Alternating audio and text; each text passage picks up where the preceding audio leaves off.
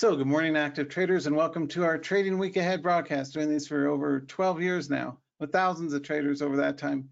Great to see a big turnout. We've got exciting markets trying to come back to life after the September sell-off. It's anybody's guess as to what's going to happen next. It's very much a mixed market. What you need to do as a trader to capitalize on it is understand which of the charts have the best directional volatility, which is kind of a fancy way of saying they're going up faster than the broad market or other instruments you're looking for. So, for example, well, let's start off with the broad market, then we'll look at some good charts. Do let me know if there's any tickers of charts you'd like me to pull up, and we'll look at those too. Anyway, the S&P, you can see we've been in a directional downtrend for quite some time here off the high. We put in a hammer right there, right? Hopefully everybody can see that hammer with the 100 simple moving average line. A very common place to get reversals is the 50, the 100, and the 200 SMAs, because that's what institutional traders do.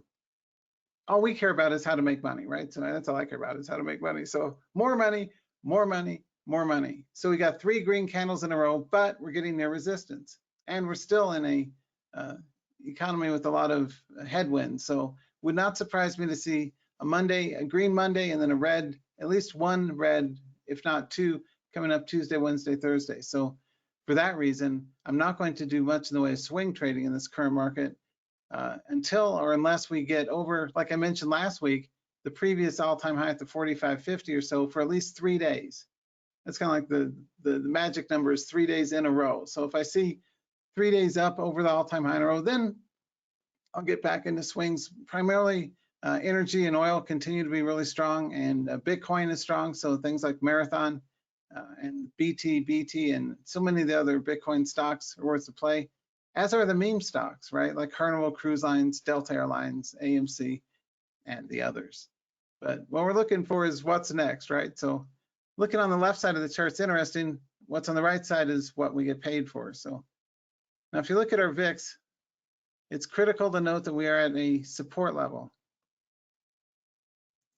Support had been right near 14, so actually I should draw it down a little bit further. So we still have a little bit of ways to go, but because the volatility index is down near support, obviously accompanying the rally up in the markets, I'm looking for a VIX reversal anytime now. And so obviously I like to trade our VIX ETNs like UVXY or VXX on a reversal. But big picture, bulls are still in charge until they're not. So let's see what's in play.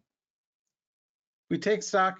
One thing that I'm going to start covering in these week ahead broadcasts is to look at not only the S&P and the VIX, but also oil, gold, and crypto. So we're covering major commodities as well. So for gold, I like GDX. There's others out there that people can play. GDX, gold has been going up for 2 weeks in a row after a sustained drop, if we take a look at the longer term chart. So GDX trying to bounce. Oil has been really strong. This is the UCO ETF. Oil's been, it's way up at 100 and Brent's near 85. So crude has been running up sharply. I'm going to start nibbling in. I like to be a contrarian. So if oil starts to pull back, and the trigger I'm looking for is if crude gets under 78 a barrel, if it drops under the 80, I think we're 85 right now. If it drops under the 80 for any 2 or 3 days in a row, this instrument, SCO, Sierra Charlie Oscar, may be a good bounce play. Not there yet. Same thing with natural gas. If you look at natural gas, it had been up. The inverse natural gas play is KOLD. And that's when I've got a small position, maybe a couple hundred shares. I want to grow that to at least 1,000, maybe 2,000 shares if it bounces up over 10. So that's my trigger, and especially if it climbs over the 12, the 50 SMA, I'll be doubling down again. So if natural gas, which is way up high, at some point, we all know it's not going to keep going forever, just like oil. Even though it feels like it, smart traders, people who like to make money trading, know that you like to trade reversals and things that are already mature breakouts. So this one's been running like gangbusters. And for that reason, I like instruments, well, like OXYP, right? OXY. For long plays in oil. But it's starting to pull back too, and it's starting to show some fatigue for a whole week in a row. So when you start to see some weakness in some of the oil related stocks like OXY, that tells you there may be a trade opportunity in the inverse things like SCO for crude. And same thing for natural gas. I don't know any natural gas long stocks, but there's BOIL for ETF, or COLD, right, which is a good acronym for, or a clever ticker for natural gas short. So if and when natural gas starts to pivot back down, KOLD will be a really good play, because what I like about this is risk reward. It doesn't take that much for it to double in value. And I don't know about you, but doubling my money is appealing. Getting 5 and 10% gains is interesting, but doubling my money is a lot more interesting. And I've done it repeatedly with different instruments over the years. The key is to look for extreme moves. Things that look like, surely it can't keep going down any further. And then it'll probably keep going down, wash people out the weekends, and then it does a big pivot, right? So anyway, this is a really good play. This is my favorite reversal play right now, is KOLD, for which, if and when natural gas drops, this guy can easily double from 8 to 16. Just a little bit of run there from just where it was 4 or 5 weeks ago, right? So not a trade recommendation, but that's what I'm trading. Another play you may want to consider is China long, basically. Yen, there's yen and yang. The people who come up with ETF names are clever. There's like drip and gush for oil. For China, there's yen and yang. So yen is how you play China long. It's a long China play, and it's been bouncing the whole last week. After dropping from 30 all the way down to 11, it could easily get back to 17, 18. So yen may be a good play as well. Let's take a look at a few swing trading equity charts. These are ones we had covered last week. I still like METC. Let's see that one. Let's see, you're fired. That one, no thank you. But this one looks good. METC looks like excited buyers are still around town if it breaks the 17. So I may place a swing on that one if it does break 17 up there. For oil, you know, ConocoPhillips is another good play. Ticker COP, COP, Charlie Oscar Papa. You can see it's up nicely, sharply from 60 to 74. We'd mentioned this one last week, and one of you folks had mentioned it, and it's a good play as well. So, oh wow, a lot of tickers. Yeah, right, Trey, saying it's not if but when. Yeah, it always is. After extreme moves, you always get some kind of a pivot. The question is it tradable enough to be a big pivot that you make a lot of money with, or just a little pullback and then it resumes up? So I'm a big fan of scaling in and out of my trades using 2-day highs and 2-day lows. And I teach how to do that in the live room. Wow, big turnout today. Thank you all for being here. I redesigned the website, so they're much modern. People have been telling me for years, Calhoun, make your websites more modern. I've been slowly working on it, but now I hired, it was 3 different people working on the sites behind the scenes, in addition to me. So I got lots of help, which is good. Anyway, for the live room, you can go to trademastery.com/live, or just type in tradingtheopen.com. And you can get more information on that there. And we cover both swing and day trades and intraday swings for those that like to do all day long trades. So IGT looks great. IGT, Indigo Golf Tango, you can see we're currently up near 30. What I like about this is that it's poking its head right near the multiple of 10 value, just like whole number. You know, I like day trading within whole numbers. Like I'll buy 2020, I'll sell 2080 all day long. Here, it's like you'd buy 2122 for a swing trade, sell 2829. So we never buy 9s, right? But it poked its head above the 30. So on that chart, not a trade recommendation, but I'm looking to go long in the IGT over, say, 31.3, right? It's a good breakout. Another oil stock, Apache's up nicely. It's okay. One of you had asked about that one last week. I don't really like that one. Oxy Pete is more for intraday than swings. And the short crude on a bounce, right? This is another good chart. So we've got, I think METC and NOG are the 2 best so far. You know, as traders, we spend our lives going through all these charts trying to figure out which ones are most likely to make us money, which ones are more likely than not to continue up in our favor. And the goal is to skinny down a list of, you know, all these dozens, or in my case, hundreds of charts you scan through, and you bring it down to a quick, actionable list of 3, 4, 5 instruments, 3, 4, 5 stocks or ETFs that are worth a shot. Range Resources. Yeah, that's a good chart. That's a rock star. One of you guys had mentioned that one last week as well. So our short list for your consideration for swings would be RRC, METC, and NOG. All great charts, right? They all have good, strong directional trends, good, strong, solid volume, punching it out of the park. Now let's switch gears to our day trading charts.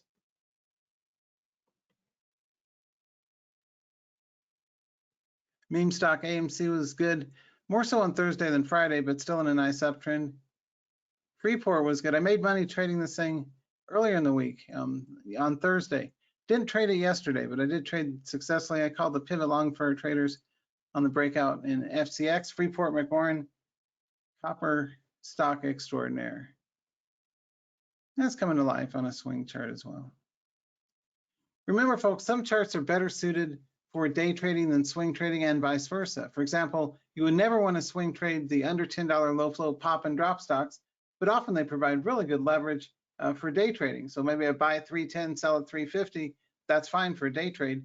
But if you hold on to it, 3 days later it's down to 50 cents again or something, you don't want to do that. So make sure that you're trading appropriate stocks for the type of trades, whether it's day trades or swing trades, based on the volatility and the direction of the charts and the sustainability of the trend.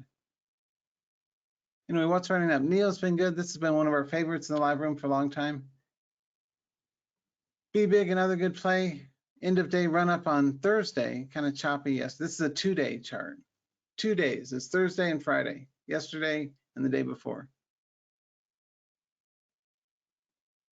And I will take questions coming up in just a minute. Now, this is a Bitcoin play marathon. I like Mara, I like Riot.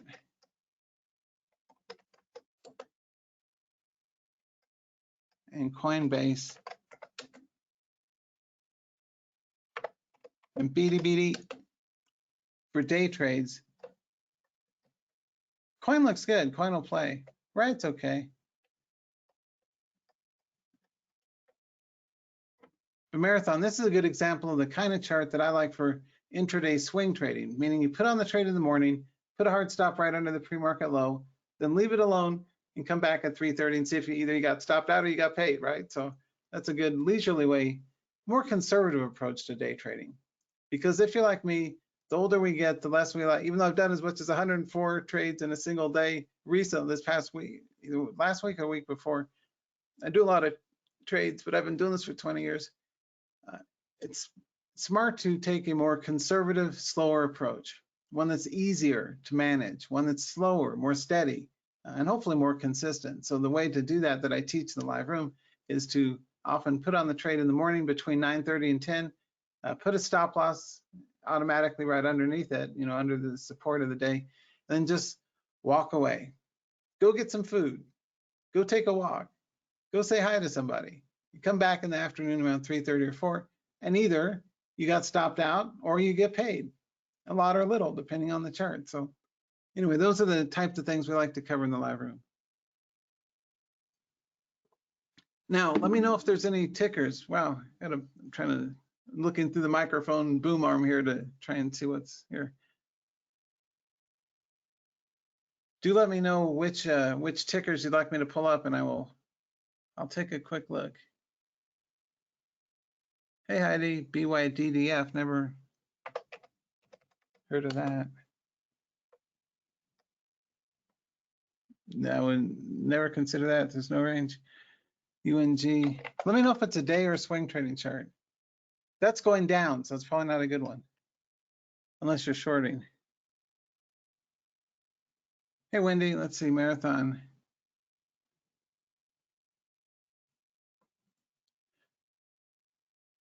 Well, for a day trade, obviously we like to go in. I usually like to, when I put on trades, I like to go anywhere from 20 to 30, 40 cents above wherever it was trading pre-market on the opening bell at 9:30.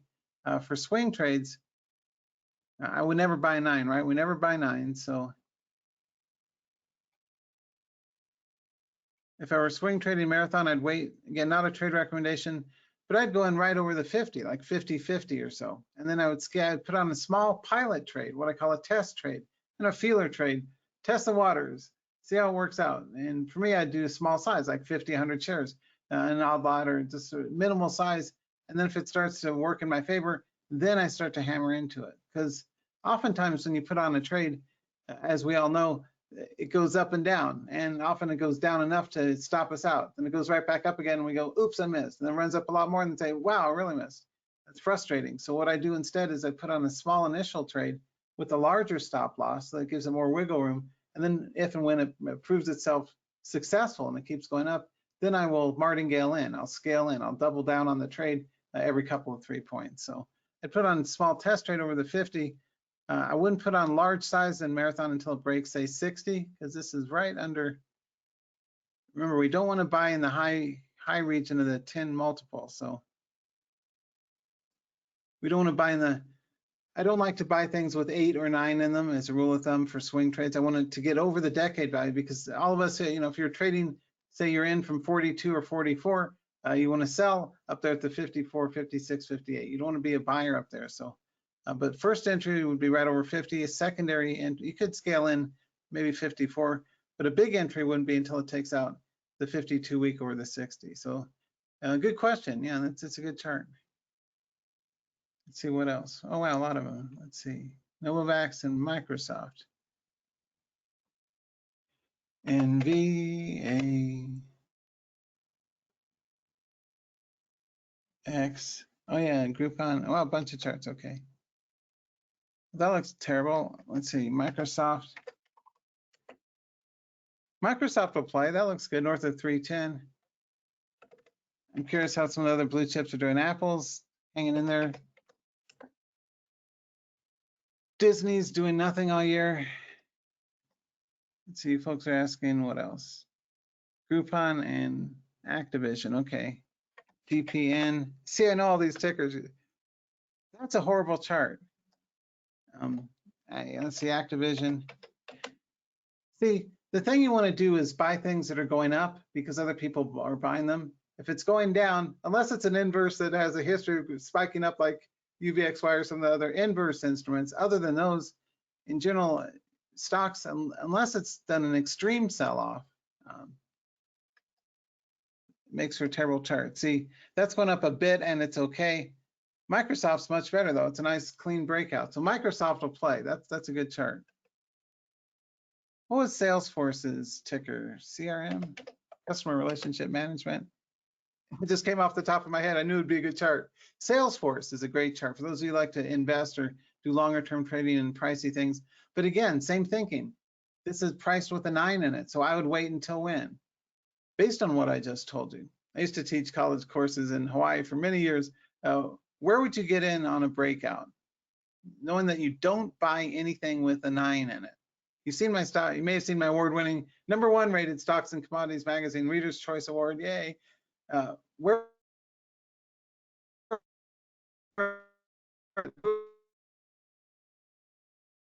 would be the first place you would get in?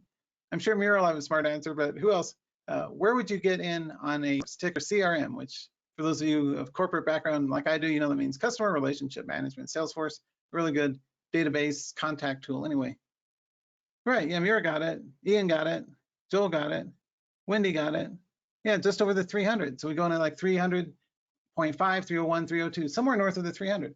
The neat thing about that strategy is the price that proves it wrong, as my colleague Steve Nissen would brilliantly say, the price that proves it wrong is evident. You know what it is. So if your thesis, meaning your bright, shiny idea as a trader, is that people will buy it once it breaks the 300, then the price that proves it wrong is if it goes right back down again. So if I buy 301, 302, I put a hard stop at what? 399, 398. Or I'm sorry, 299, 298. So if I buy right over the 300 at 301, 302, I can put the hard stop right underneath it at the 298, 299. Very simple and very effective when you know how to do it, because it's driven by crowd psychology. Now I like charts. I don't trade things up in that price. I like things like this. This is my kind of chart, $20 chart. If I buy the 30, I put a hard stop at 28.29. On METC, if I buy, say, 17.50.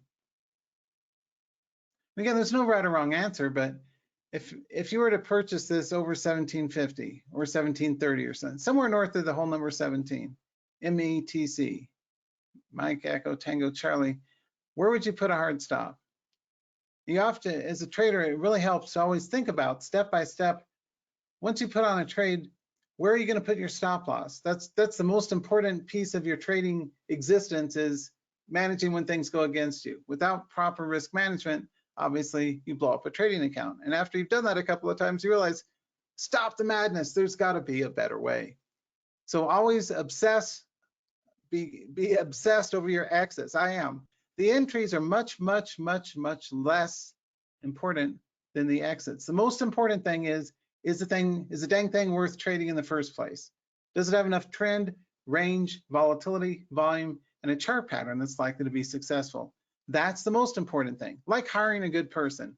Are they going to be a great asset to your organization? Are they going to show up on time? Are they going to do the dang job? Or are they going to be a difficult employee that you have to terminate? You want to hire in good people. And so look at your charts like people that you're trying to hire. You want somebody with honesty, ethics, integrity, strength, skill, capabilities. You want charts that have good trading setups that are likely to make you money, right? So that's number one and very, very important. Slightly, number two on the list is your exits, knowing how to exit the trade. That before the most important decision I make, this separates out my green days from my red days, is where do I exit the trade if I'm wrong? And then usually when in doubt, get out. At the first sign of trouble, I'm out. Then I get back in if it does flip back up. And often they do, especially day trading. Something may go up, you buy it, it comes back down. I use tight 20-cent stops or so, and maybe it gets shaken out. But I always put in a new entry, maybe right at or slightly above the first entry. So that way I don't have fear of missing out. And oftentimes they'll spike up and make me money on that second entry. But I used a really tight initial stop the first time. That's the kind of thinking you got to get at if you're going to be successful as an active trader. You really want to start thinking about qualifying the charts. Are they intelligent? Do they make sense? Are they trustworthy? Is it a, I don't know if I trust charts, but is the trend trustworthy and strong and direct and likely to make you money? And is the range critically important? Is that also there? Then the exits. The entry is the least important part. I mean, you know, for example, this chart, it really doesn't matter if I buy at 1720 or 1750 or 1770. And yet 20 years ago, over 20 years now, when I was first learning how to trade, I would obsess over the entries. It's like, hey, the entry is everything. And let me put lots of squiggly lines on the charts. There's a MACD and a stochastic and a VWAP line. Wow, a VWAP line. Let me look at the level 2 box, because that really, no, none of that matters. All that matters is risk management and taking a lot of shots. That's really valuable, and it's a game changer, you know, in terms of strategic focus and importance. Now, let's take a quick look here. Other charts. So let me get off my soapbox, but let's see what else we got. Does that make sense though? Let's see, Tony's asking, is ATR as good as a hard stop? You know, Tony, what I do is I use the 2-day chart. So what I'll often do if I put on, let's say for example, which I didn't, but let's say I bought some, probably a good idea if I did though, but let's say I bought some Freeport yesterday right here. I would scale out of half of it right under the previous day's high. So this risk management would be, let's say it gaps down here and starts to crash and burn on Monday. Let's say I bought some here. And this is very valuable. You should take notes on this. I've done thousands of trades. Let me prove it to you. I've opened up my Fidelity account. You can, let me pull up the history here and you can see all the trades I did yesterday. Anyway, take notes on this. This is valuable. I'm gonna be creating a lot of swing trading videos for the Day Trading University website as well. I put half of it there and sell half. That's the first thing you think about as an experienced veteran trader. The most important thing you think about is your exits. Trust me on that. It's very, very important. Because, by the way, most of your trades are not going to work out for the rest of your life. So get over it. The trick is making more money on your wins than you do on the aggregate of the stops.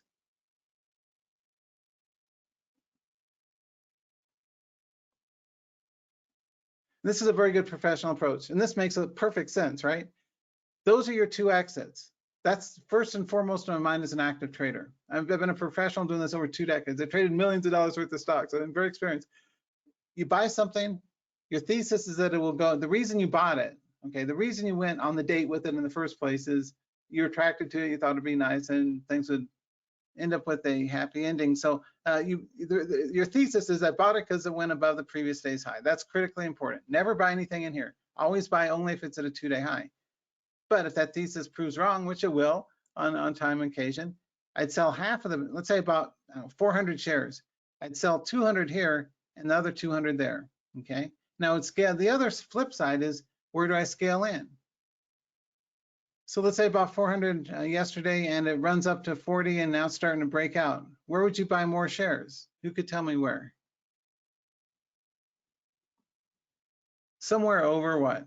Not over 39, that's too soon. You don't scale in quickly.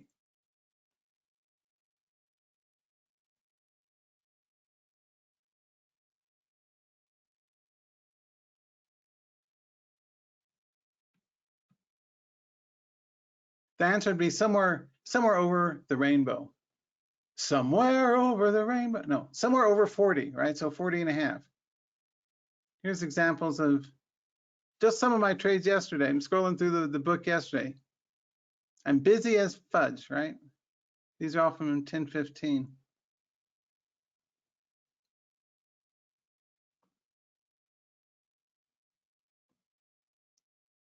I'm a very experienced active trader. Only learn from those people in the trading education industry who can prove that they're actual real money traders. Most of them are full of baloney. You guys trade more often. It's a sad fact, but you folks probably trade more often, much more often than maybe all the educators combined, kind of thing. Most of the trading educators are full of bull honky, and they don't even they can't show P&L proof of real money trades. They use overseas brokers that are on demo account or all that kind of stuff at most. But this reviewer Emmett that I like, thank goodness the guy's around, because for years I was telling people, if they don't prove they trade, it's just a charade, right? So does that make sense? And whenever I ask money show events when I speak and I got a standing room only crowd, how many of you would agree that you should only learn how to trade from people who can actually prove that they have some success at trading with real money P&L proof, like from yesterday, right, or the day before?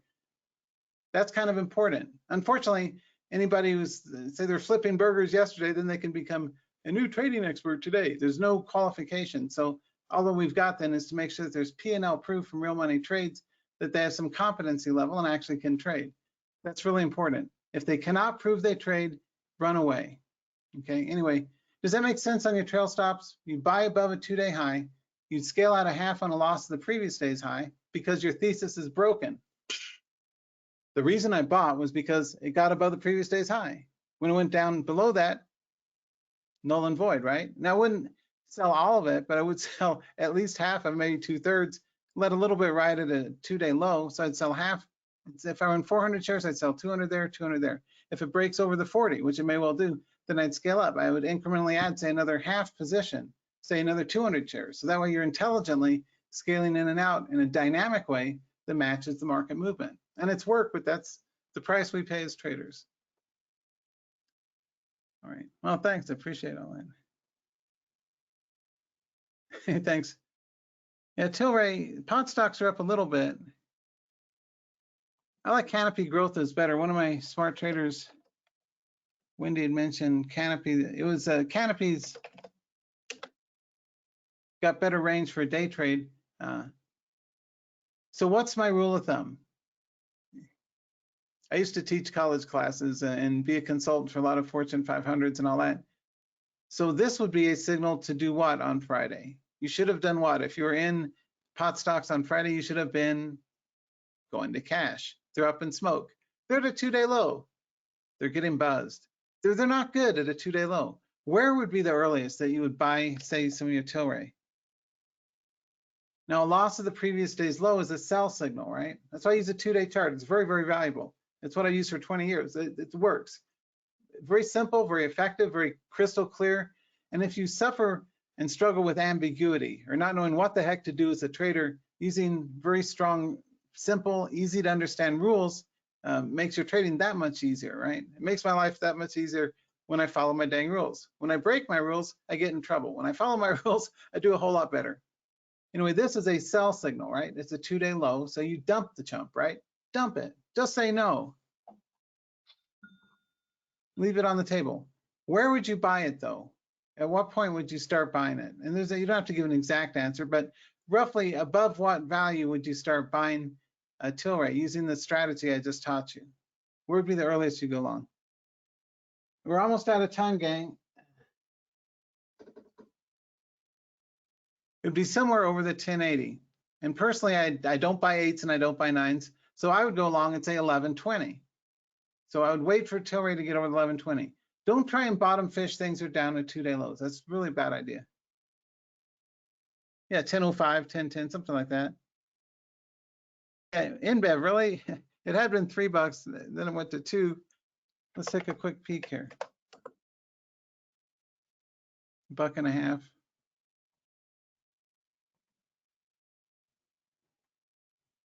Yeah, actually, I like it. It started to tail up there. You're correct, sir. Yeah, that's good. That'll play somewhere over the $1.60, right? Over the 50 SMA. Yeah, good call, as usual. It's I got this really smart trader, Mick, who's brilliant. He called UVXY for a pivot long on Friday, and it was a rock star call because it did really good yesterday.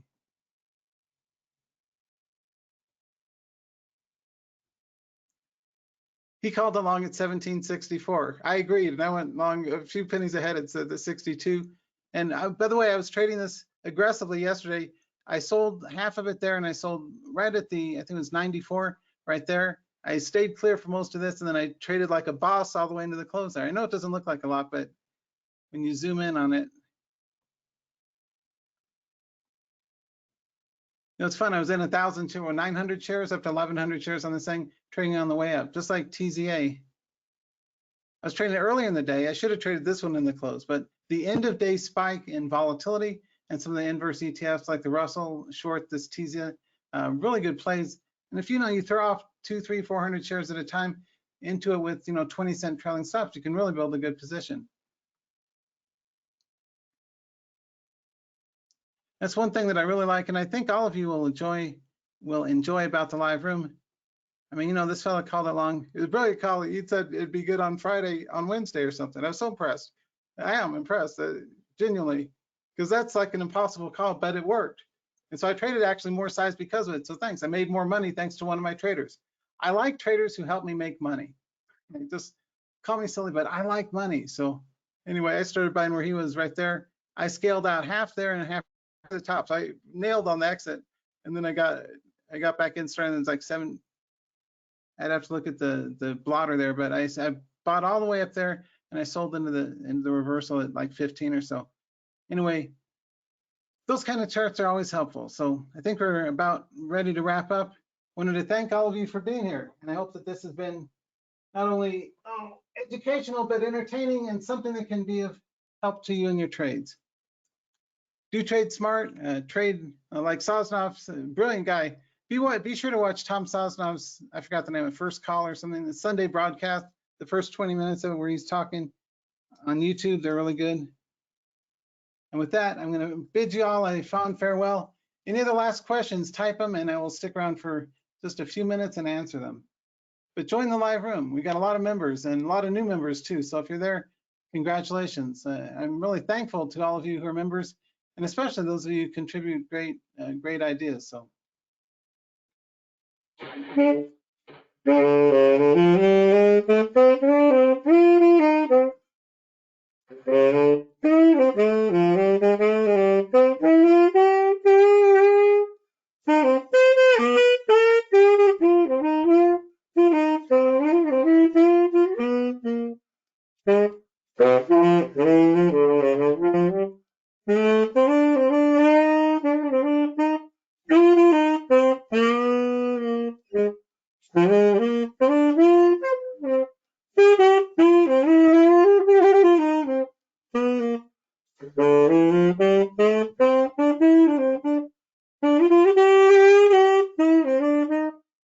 Anyway, enough of that.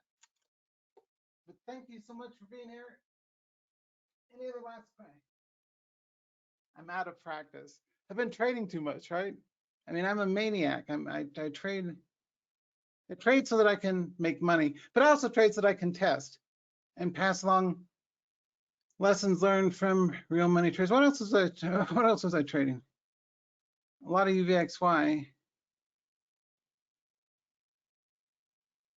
I know I was trading more than UVXY yesterday, and TZA, BBIG.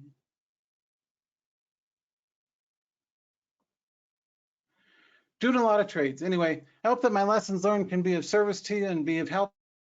Bigger winners more often, a way of life, and knowing when to dodge a bullet, how to make intelligent trading decisions, and most of all, have fun with this, right? It's very, very challenging, very difficult. We have information overload. There's so much information out there. My goal is to simplify, make it very straightforward, very step by step, exactly what to look for visually in your charts, how to manage your trades, how to manage your entries and your exits, and how to do well with this. So I think we're gonna wrap. Hey, let's see a question. Hey, thanks, Tony. Hey, thanks, Will. Hey, Don. Hey, Trey. Hey, Steven. Let's see, Will, how to set a profit target. It's all based on the previous day's range or previous. Let me know if you're talking about swing or day trades, but typically what I look for, range is everything. So for example, this guy has 1740 to rate, so about a $1 range. TZA, a better looking chart, about 27 to 28, so it's got a $1 range. So if I buy here, if I'm doing an intraday swing, I will tighten up a trailing stop as it gets close to the previous day's trading range. And one way, if you're doing swing trades,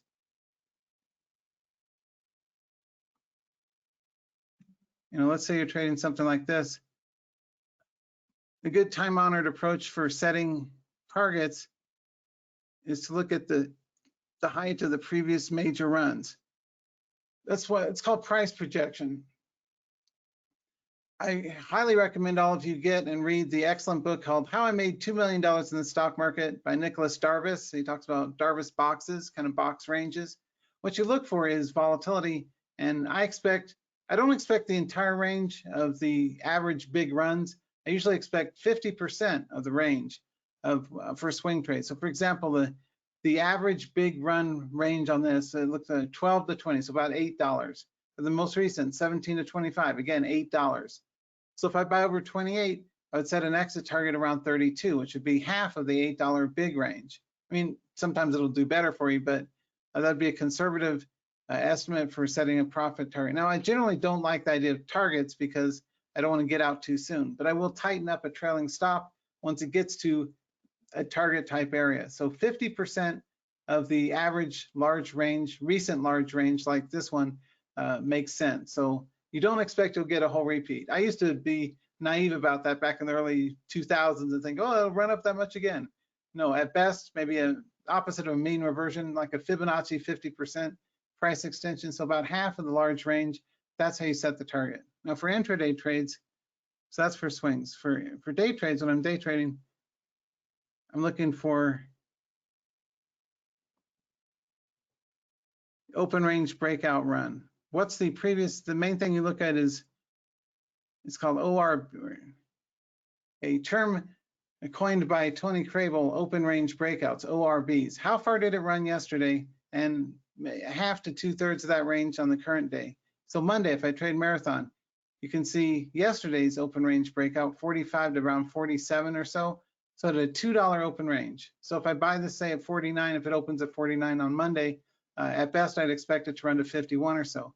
That would be an exit target. So I hope that briefly gives some good information. And I know I'm running over here, so we're going to wrap up soon, but so many questions. Let's see. Next week, AFI and DDI. Let's see, APHI. Nope.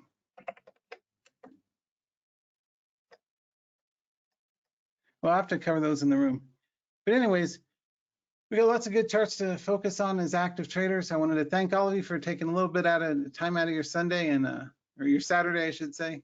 I'm thinking ahead already. And hopefully I'll be able to see you in the live room. So do take care. We're gonna, again, just a administrative note, we're going to be migrating to the Zoom platform sometime within the next several weeks. So we're gonna slowly start migrating over there. So we're gonna be discontinuing this GoToWebinar and moving to Zoom. So I will be sending out emails, and as we get closer to launch, I'll provide you with the link here in GoToWebinar in case you don't get an email, it doesn't get delivered or gets filtered to spam or whatever. I'll put the link in the room here so you guys can take note of the Zoom link. So we're still going to keep GoToWebinar as a backup, but we're going to migrate over to Zoom soon. So anyways, take care. Trade smart next week. I wanted to wish you all the very best for a prosperous end of the year, and do well with your trades, and I'll see you next time. Bye for now.